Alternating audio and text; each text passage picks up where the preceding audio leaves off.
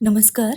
आयुक्तालय के YouTube channel ज्ञान सुधा पर हम सतत प्रतियोगी परीक्षाओं हेतु महत्वपूर्ण सामग्री जुटाने का प्रयास प्रतिभागियों के हित में कर रहे हैं और उसी क्रम में हम अध्ययन कर रहे हैं हिंदी भाषा, साहित्य और काव्य शास्त्र के विविध पक्षों का। और हमारा केंद्र बिंदु है कामायनी, जो कि जयशंकर प्रसाद की कृति है। छायावाद का आधार स्तंभ है। छायावाद जिसे 1918 से 1936 ईस्वी तक का समय हिंदी साहित्य के इतिहास के कालखंड में माना जाता है। कामायनी के 15 सर्ग है और ये विभिन्न प्रतियोगी परीक्षाओं के पाठ्यक्रम का भी हिस्सा है। ईड़ा सर्ग, जैसा कि हम जानते हैं कि कामायनी के सभी सर्गों का नाम अंतःकरण की विभिन्न मनोवृत्तियों पर रखा गया है और ईड़ा यहाँ पर बुद्धि और ज्ञान का प्रतीक है। पूर्व के पदों में हमने देखा कि ईड़ा का संक्षिप्त परिचय वहाँ पर प्रसाद देते हैं कि मैं हूँ ईड़ा, कहो तुम और यहाँ पर क्यों रहे डोल।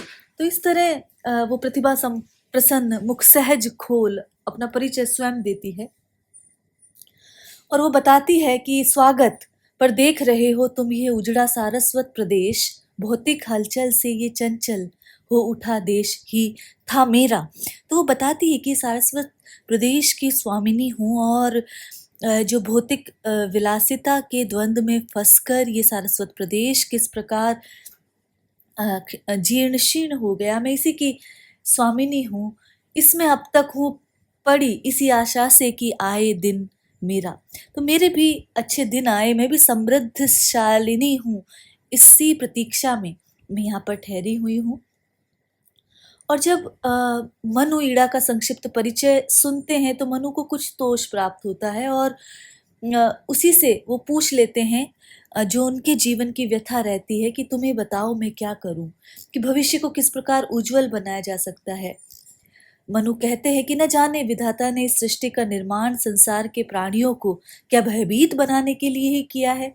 न मालूम इस संसार का अधिपति कौन है, न मालूम इस संसार का स्वामी कौन है। वो ऐसे प्रश्न करते हैं। वो कहते हैं कि लगता है इसका जो सर्जक है कोई निष्ठुर व्यक्ति रहा होगा, जो दुखों के झटकों से परिचित नहीं होगा। यही कारण है कि उसने उस तक सांसारिक दुखों की कोई सूचना नहीं पहुंचती। वो ये जानकर भी, वो तमाम प्राणियों के दुखों को जानकर भी अनजान बना रहता है। वो कहते हैं कि कहा जाता है कि इस नीले आकाश से परे कोई प्रकाश का घर है और वहीं पर इसका स्वामी निवास करता है।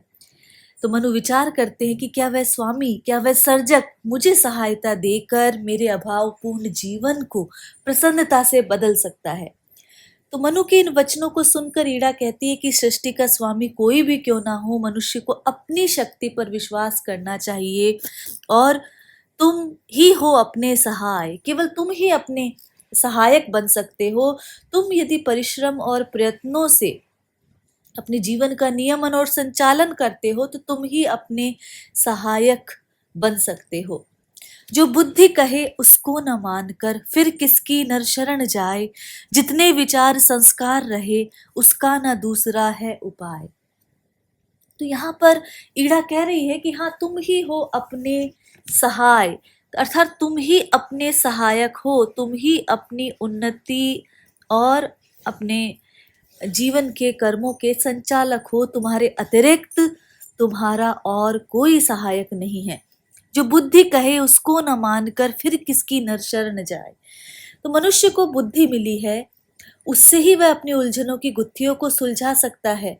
अतः उसे उस बुद्धि का आदेश मानना चाहिए, क्योंकि अगर वह उस बुद्धि की अवहेलना करता है तो फिर किसकी शरण ग्रहण करेगा। तो जो बुद्धि कहे उसको न मानकर, तो यहाँ पर सीधा संदेश है कि जो मनुष्य की मति कहती है, जो बुद्धि उसे राह दिखाती है, उसकी बात माननी चाहिए, उसकी अवहेलना नहीं करनी चाहिए। यदि उसी की अवहेलना कर दी जाए, यदि उसे ही नकार दिया जाए, तो फिर आखिर मनुष्य किसकी शरण ग्रहण करेगा, अर्थात कहाँ जाएगा। ये बात यहाँ पर ईड़ा कह रही है। जितने विचार संस्कार रहे उसका न दूसरा है उपाय, यह प्रकृति परम रमणीय। तो यहाँ पर वो कह रही है कि हमारे सभी संस्कारों, सभी विचारों की निर्मात्री कौन है? केवल और केवल बुद्धि है। तो इसलिए उसी बुद्धि पर हम विचार करके, उसी बुद्धि बल पर हम विचार स्थिर करके हम क्या करते हैं? कर्म की प्रेरणा ग्रहण करते हैं, हम कर्मरत होते हैं।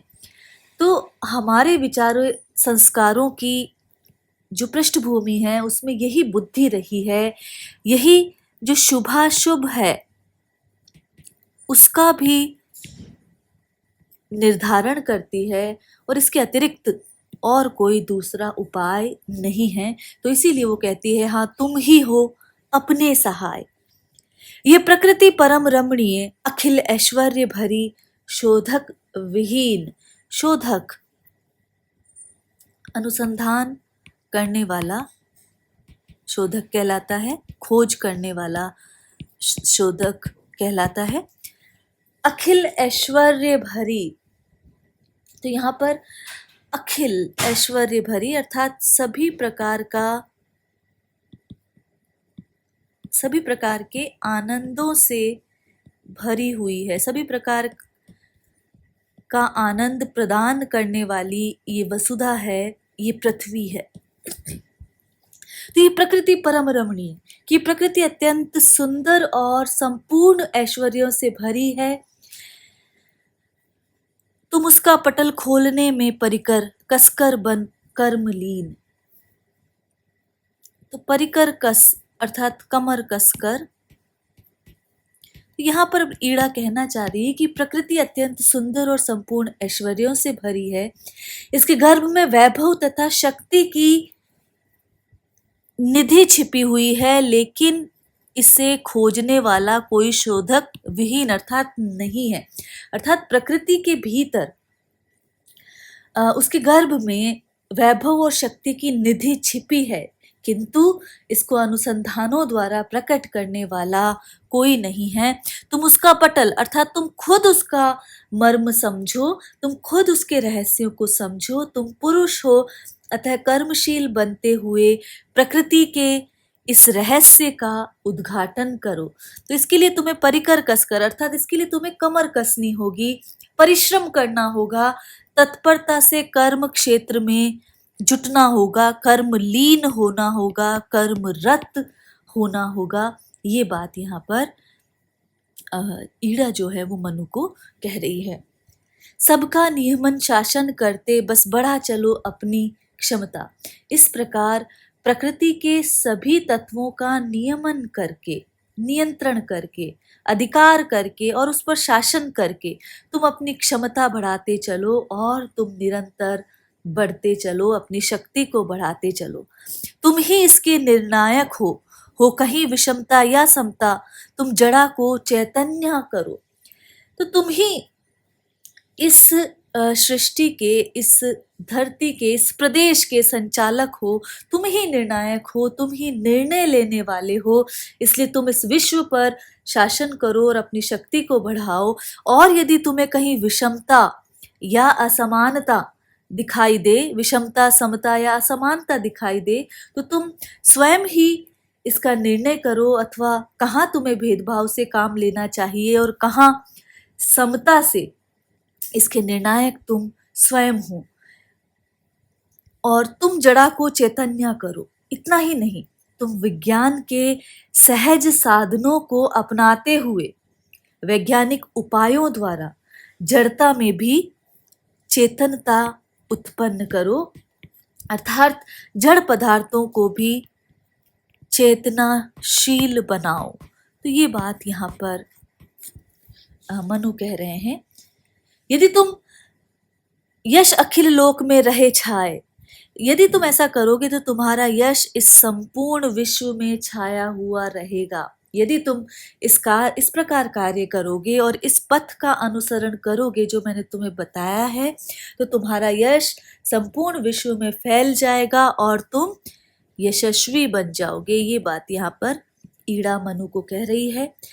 तो जब प्रसाद ये पंक्तियां लिखते हैं तो उनके जहन में आधुनिक वैज्ञानिक जगत रहा है, और वो कहते हैं कि मानव प्रकृति के सहज साधनों द्वारा प्रकृति के रहस्यों पर पर्दा उठा सकता है।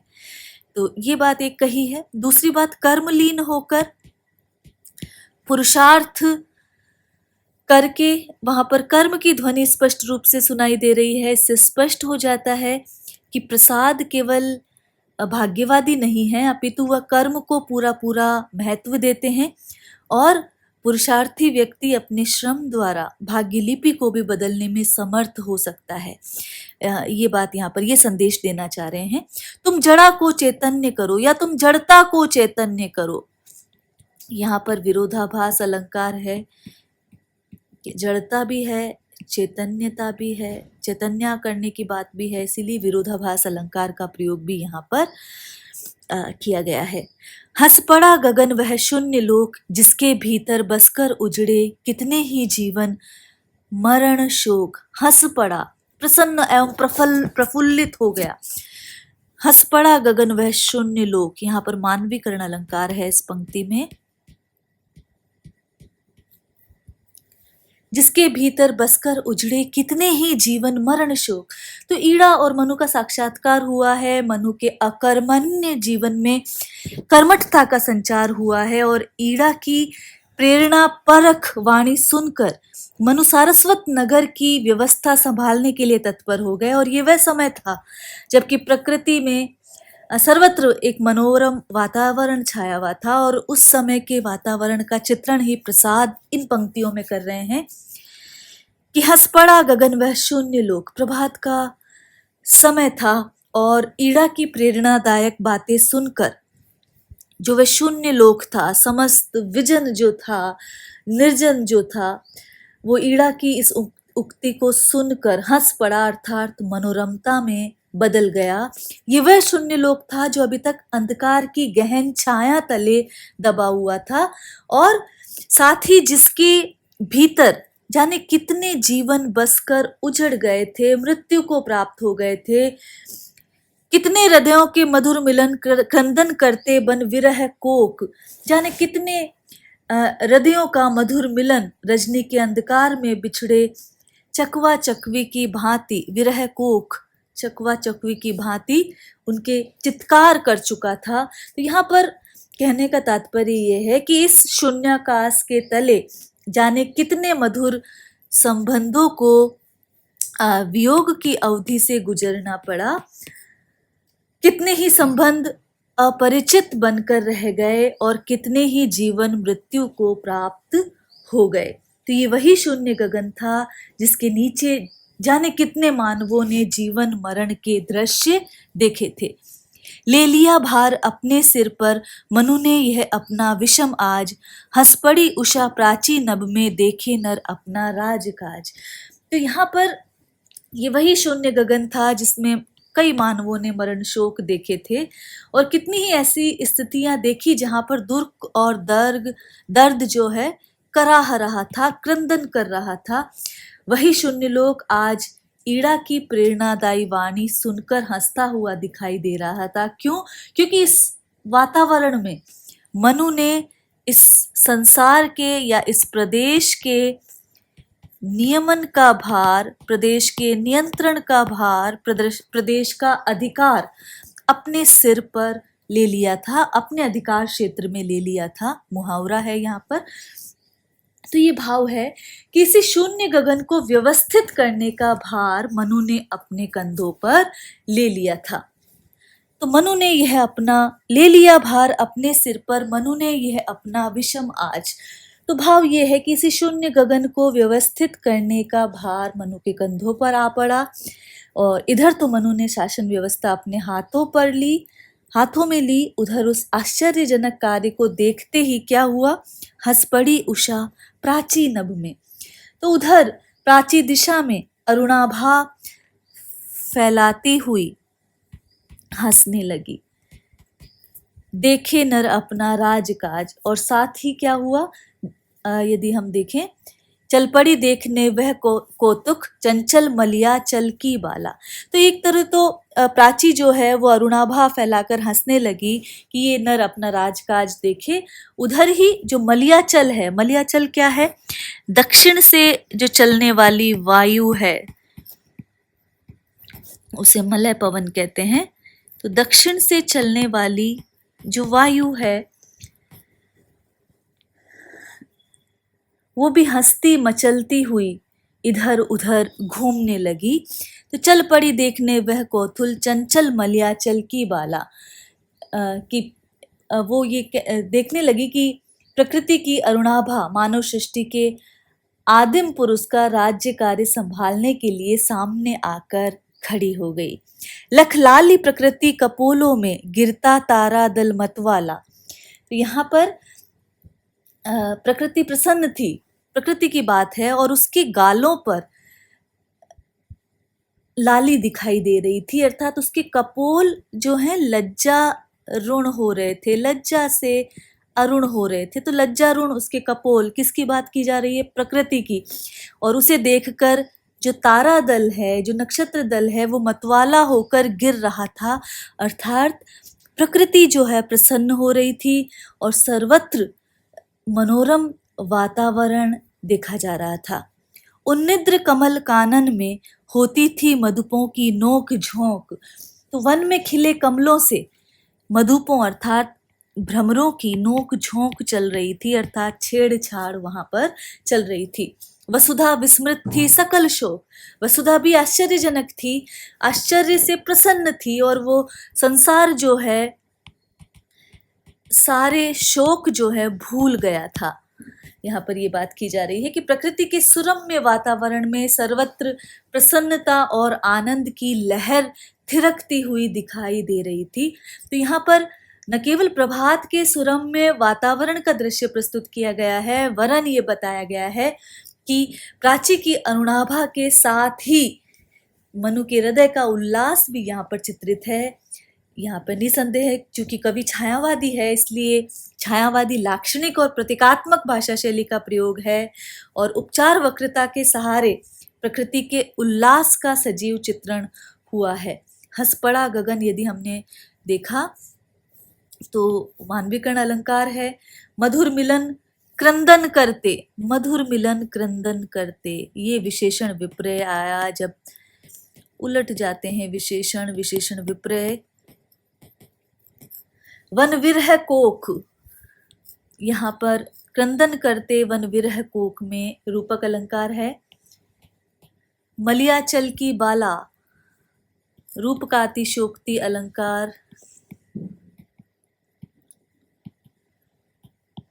गिरता तारक दल और मधुपों की नोक झोंक, यहाँ पर मानवीकरण अलंकार और उपचार वक्रता दोनों का प्रयोग है।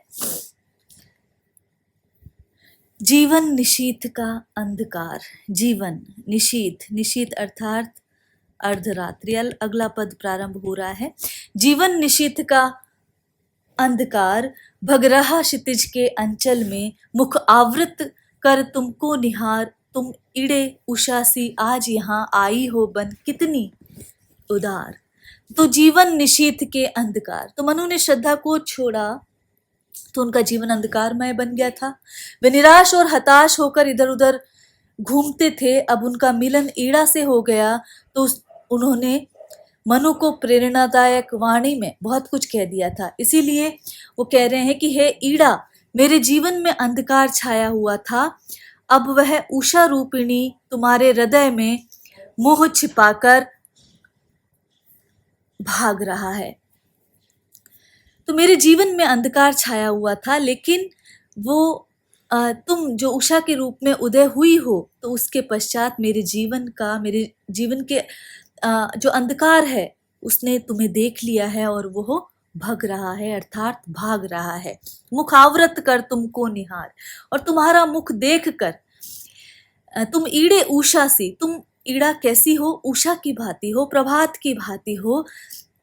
और जैसे ही मेरे जीवन में तुम उषा के समान उदित हुई हो, उदार बनकर आई हो, तो जैसे सुप्त पक्षीगण जग जाते हैं और कलरव कर जाग पड़े। तो जैसे कि सुप्त पक्षीगण कलरव करके जाग पड़ते हैं, अपनी मधुर कलरव ध्वनि से समस्त वातावरण में चेतना के मंत्र फूंक देते हैं, वैसे ही मेरे जीवन में तुम नवीन चेतना की अलख लेकर आई हो और तुम्हारे आगमन से मेरे जीवन के सोए हुए मनोभाव जो हैं वो जाग गए हैं। तो यहाँ पर इन पंक्तियों में ईड़ा का आगमन मनु के जीवन में उषा की भांति हुआ है। उनका जीवन अर्धरात्रि के अंधकार के समान था, लेकिन जैसे ही ईड़ा का उषा के समान आगमन होता है, उनके जीवन का जो अंधकार है वो भाग जाता है, किसी क्षितिज के आंचल में दुबक कर बैठ जाता है। जैसे ही वो तुम्हारा मुखमंडल निहारता है, अपना मुख ढक कर, आवृत कर, अपना मुख ढक कर तुमको देख कर वो भाग जाता है। तो कलरव कर जाग पड़े मेरे ये मनोभाव सोए विहंग। तो जिस प्रकार उषा के आगमन से सुप्त पक्षी जाग पड़ते हैं, उसी प्रकार मेरे जो सोए हुए मनोभाव हैं उनमें भी मेरे जीवन के समस्त सोए हुए मनोभाव तुम्हारे आगमन से जाग गए हैं। हंसती प्रसन्नता चाव भरी बनकर किरणों की सी तरंग। तो मेरे हृदय के इस क्षण जो प्रसन्नता जो है वो हंस रही है, उमगित हो रही है और वो हंसती हुई दिखाई पड़ रही है। जैसे किरणों की तरंग फैलती है, वैसे ही मेरे जीवन में उमंग भर गई है। अवलंब छोड़कर औरों का जब बुद्धिवाद को अपनाया, मैं बड़ा सहज तो स्वयं बुद्धि को मानो आज यहाँ पाया। तो मनु यहाँ कह रहे हैं कि आज जब मैंने सभी कुछ छोड़कर बुद्धिवाद को अपनाया, बुद्धि की शरण में चल पड़ा, तो मैंने अपने स्वाभाविक रूप से मैं अपने गंतव्य की ओर चल पड़ा। ये बात यहाँ पर कह रहे हैं। तो भाव यह है कि मुझे तुम जैसी सच्ची जो निर्देशिका मिल गई है, तो मैं क्या हो गया, मैं सारस्वत प्रदेश का संचालक बन गया, नियमक बन गया और मेरे जीवन के समस्त जो अस्थिर विचार थी और जो दुविधाएं थी वो समाप्त हो गई हैं, वो विचारणाएं अब समाप्त हो गई है और मेरे विकल्प संकल्प बने, मेरे संपूर्ण विकल्प जो थे वो संकल्प बन गए।